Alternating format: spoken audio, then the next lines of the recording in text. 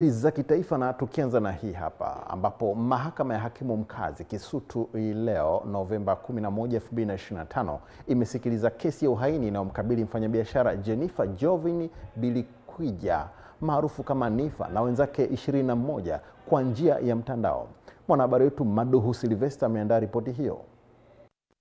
Kesi hiyo imesikilizwa mbele ya hakimu mkazi mkuu Aaron Lyamuya bila washtakiwa hao kuwepo mahakamani hapo, ambapo nje ya ukumbi wa mahakama wakili Peter Kibatala amesema kuwa kwa kushirikiana na mawakili wengine watatoa huduma ya kisheria kwa mfanyabiashara huyo katika mahakama hiyo. Mahakama hiyo imepanga kutoa uamuzi Novemba 25 mwaka 2025 juu ya maombi ya wakili Peter Kibatala ya kwamba hati ya mashtaka ina kasoro, akitaka baadhi ya mashtaka katika kesi hiyo yaondolewe. Akizungumza na waandishi wa habari leo nje ya mahakama hiyo, wakili Peter Kibatala halikuwa na haya ya kueleza.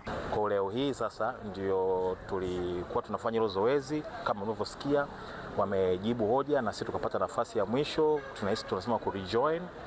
Kwa mahakama imeretire, itakwenda kujadili hoja za uhalali wa hati ya mashtaka. Narudia tena hoja ya kwamba Nifa pamoja na Strong ICAM pamoja na wenzake 20 wakapatiwe matibabu, hiyo haina mjadala. Mahakama ishatoa maelekezo kwamba waende wakafanyiwe uchunguzi wa kitabibu na ripoti ije iwe sehemu ya mwenendo wa kesi. Hilo lenyewe tumekumbusha mahakama kwamba ilishafanya uamuzi kwenye hilo. Kwa hiyo mahakama itatoa uamuzi kuhusiana na iwapo hayo mashtaka ya uhaini ni halali au sio halali mbele ya mahakama. Itatoa uamuzi huo mnamo tarehe 25 mwezi Novemba saa 5 asubuhi.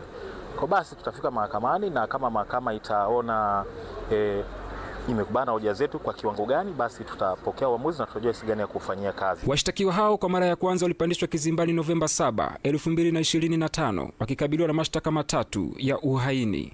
Maduhu Sylvester wa EATV. Tukitoka huko tunaelekea hapa ambapo chama cha ACT